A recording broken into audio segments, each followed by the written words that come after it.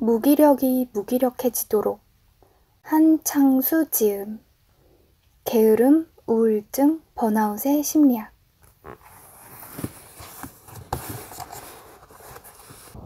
자기연민이라는 위험한 함정. 클리닉에서 처음 만난 M은 심한 우울증으로 상담 치료를 받다가 입원 치료가 필요할 정도로 상태가 나빠졌다. 요즘 어떠냐는 내 질문에 M은 한숨을 쉬며 말했다. 수면제를 먹어도 잠이 잘 오질 않아요. 종일 죽음에 대해 생각해요. 그냥 멍하니 방 안에만 틀어박혀 있어요. 나는 M에게 난치성 우울증에 사용하는 약물을 처방했다. 약물 치료가 진행되면서 다행히 M은 죽고 싶은 충동과 고통에서 벗어날 수 있었다. 하지만 그 이후에도 항우울제 유지 치료를 하면서 한참 동안 상담을 더 해야 했다. M은 꽤 넉넉한 집안에서 태어난 외동아들로 유학 생활을 하다가 30대가 되어 귀국한 상태였다. 고등학교 때 유학을 가서 기숙사 생활을 했는데 영어가 서툴러서인지 친구가 별로 없었다. 축구를 하면서 그나마 친구를 좀 사귀었고 열심히 공부했지만 원하던 대학엔 진학하지 못했다. 경영대학원이나 의대에 들어가려다가 몇 차례 실패하던 중 사업을 하시던 아버지가 뇌출혈로 쓰러지는 바람에 학업을 중단하고 귀국해야 했다. 아버지와 어머니는 평소 사이가 원만하지 않았다. 그래서 그는 귀국하자마자 어머니를 대신해 아버지의 간병인 노릇을 해야 했다. 그 탓에 1년 넘는 기간 동안 주로 병원과 집을 오가는 생활만 하게 되었다. 다행히 1년쯤 되자 아버지는 어느 정도 회복이 되어 집에 혼자 있어도 되는 정도가 됐는데 M은 여전히 방에서 스마트폰만 들여다보고 지내게 되었다. M은 상담 때마다 자기 신세를 한탄하며 같은 말을 반복했다. 내 인생은 왜 이런지 모르겠어요. 제가 콩쥐가 된 것 같다니까요.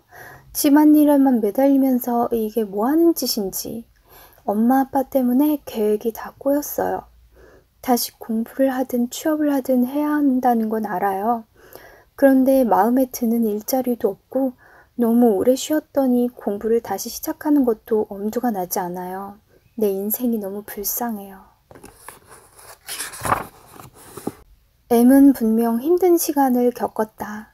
성인이 되기 전부터 타국에서 외로운 기숙사 생활을 했고 원하던 대학에 가지 못하는 실패를 맛보았고 그 외 계획했던 일들이 잘 풀리지 않으면서 별다른 성과 없이 30대를 맞았고 버팀목과도 같았던 아버지가 쓰러지는 충격을 겪으며 1년 넘는 기간 동안 아픈 아버지의 병간호를 도맡아 했다. 어찌 보면 그의 인생에 좋았던 일은 없었던 것 같다. 순탄치 않은 시간을 보내온 그를 나는 처음에는 기꺼이 위로해 주었다. 그러나 이야기를 들으면 들을수록 M이 자기 연민에 점점 깊숙이 빠져가고 있다는 느낌을 지울 수 없었다. 이것은 몹시 위험한 일이다. 자기 연민은 자기 자신을 불쌍하고 가엾게 여기는 것을 말한다. 동시에 자기 자신을 하찮게 여기는 것이기도 하다. 자기 연민을 위험하다고 하는 이유가 여기에 있다. 물론 현대를 살아가는 우리는 누구나 자기 연민에 빠지기 쉽다. 좀 더 배경 좋고 재산 있는 집안에서 태어나지 못한 자신을 불쌍하게 생각하면서 억울해하기도 한다. 대부분의 학생은 자기 희망이나 의지에 상관없이 성적 경쟁에 줄을 서고 졸업 후에는 또 의사와 무관하게 취업 경쟁에 뛰어든다. 부모의 닥달 때문에 공부하고 남들 다 한다는 취업 준비에 매진한다. 이런 삶은 아무래도 내가 결정한 것이라고 볼 수 없다. 그래도 어쩔 수 없다. 자유민주주의 사회를 능력주의 사회로 오인하고 성적과 대학 순위가 인생을 결정한다고 말하는 사람이 많으니 밀려나지 않으려면 그 줄에 끼어 있어야 한다. 어쩌다 그 줄에서 밀려나면 스스로를 사회 시스템에서 도태된 불쌍한 사람으로 치부한다. 그 줄에서 앞자리를 차지한다 해도 내가 선택한 인생을 사는 건 아니니 스스로가 불쌍하게 여겨지는 것은 매한가지다. 인간에게는 투설한 방어 기제가 존재한다. 이는 불안이나 스트레스가 심하면 누군가에게 그 책임을 미루려고 하는 심리다. 남 탓을 하면 그나마 내 책임이 덜한 것 같아 마음이 좀 편해지기 때문이다. 그래서 그건 다 사회, 엄마나 아빠, 직장에서 만난 그 인간 때문이라고 끊임없이 남을 탓하며 사는 것이다. M 역시도 마음대로 풀리지 않는 인생 앞에서 끊임없이 투사를 하고 있었다. 불쌍하게 여긴다라는 말의 숨은 뜻. 레미제라블은 불쌍한 사람들이라는 뜻이다. 자유를 억압당하고 제대로 먹지 못하는 등 인간답게 살지 못하는 비참한 상태를 잘 묘사한 동명의 소설 레미제라블은 배고픔을 이기지 못하고 은촛대를 훔친 도둑 장발장에 대한 사제의 연민으로 시작한다. 물론 이 사제의 연민은 장발장을 더 나은 인생으로 이끌어 주었다. 하지만 이와 달리 일반적으로 어려운 사람을 동정하고 불쌍히 여기는 감정에는 내가 그 사람보다는 좀 더 나은 사람이란 생각이 바탕에 깔려있는 경우가 많다. 선한 마음에서 비롯된 연민이라도 그 이면의 무의식에는 내가 그들보다는 낫다는 일종의 우월감이 자리하고 있는 것이다. 의사이자 소설가 크로닌의 소설 천국의 열쇠에 나오는 안셀모 주교가 이를 보여주는 대표적인 캐릭터다.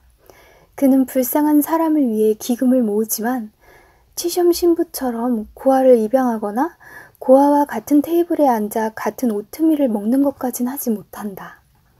따라서 연민은 존중과 그 의미상의 큰 차이를 지닌다.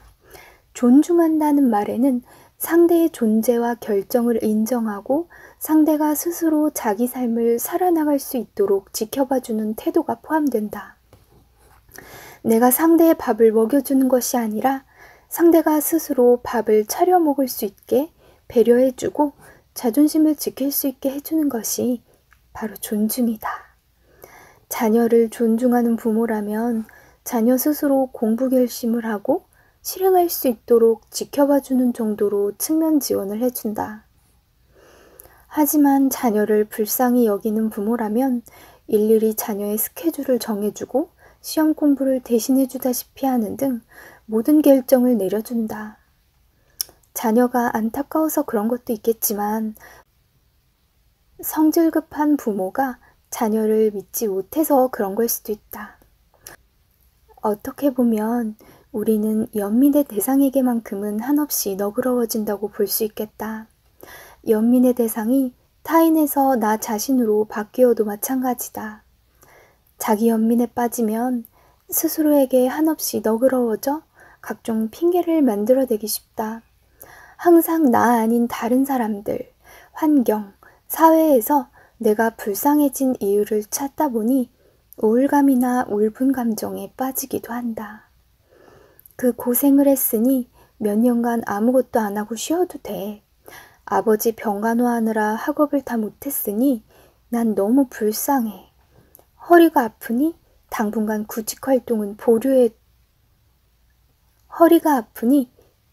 구직 활동은 보류해도 될 거야.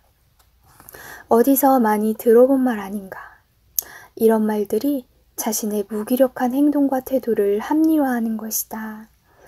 엄마 때문에 대학 오느라 이 고생했으니 이제 몇 년은 밀린 게임이나 하며 좀 놀아도 돼. 하는 식으로 본인이 해야 할 일을 유예하는 핑계를 스스로 인정하고 할 일을 미루는 행동을 셀프 결제하기도 한다. 자기 연민은 연민의 속성 그대로 자기 자신을 존중하지 않고 믿지 않는 것을 전제로 한다. 믿지 않으니 내가 무언가 할 수 있다고 생각하는 자신감이 바닥일 수밖에 없다. 자, 이쯤 되면 자기 연민이 얼마나 위험한 것인지 깨달았을 것이다. 자기 연민에서 벗어나기. 내가 무언가를 해낼 수 있다고 믿는 자신감은 트라우마를 겪은 후 더 정신적으로 성장하는 사람들의 기본적인 특징 중 하나이기도 하다. 이와 반대로 자기 연민에 덫에 걸리면 마치 늪에 빠진 것처럼 점점 더 깊은 무기력 속으로 가라앉는다. 그러다 자칫 잘못하면 우울증까지 갈 수도 있다. 우울증에 걸리면 무기력감에 점점 깊이 빠져드는 악순환에 걸려든다. 이때 명상이나 기도, 항우울제로 전두엽을 정신 차리게 해주면 그 악순환의 고리를 끊을 수 있다. 또한 이런 결심을 몇 번이나 반복 경험한 뇌는 전두엽의 감정관리 기능이 더 강해져 무기력을 이겨내기가 보다 쉬워진다. 자, 우울증까지 가기 전에 정신을 바짝 차리고 자기 연민에서 벗어나는 일부터 집중해보자. 이를 위해 다음의 사실을 반복해서 되뇌고 의식적으로 끊임없이 생각하는 것이 중요하다. 내가 지금 처한 상태가 최악은 아니다. 마치 막장 드라마와도 같은 본인의 인생을 어린 시절부터 쭉 읊어대고 한탄하면서 나 같은 인생은 없을 것이라고 말하는 분들이 꽤 많다. 하지만 다양한 분들의 인생 이야기를 듣게 되는 의사 입장에서 보면 그보다 더한 경우는 항상 있는 법이다. 그래도 지금 당신 곁에는 당신을 이해해주는 가족 혹은 친구가 한 명이라도 있지 않은가. 이 얼마나 다행인가. 모든 일에는 장점과 단점이 있다. 현명한 사람은 어떤 일을 하건 어떤 사람을 만나건 배울 점을 찾는다.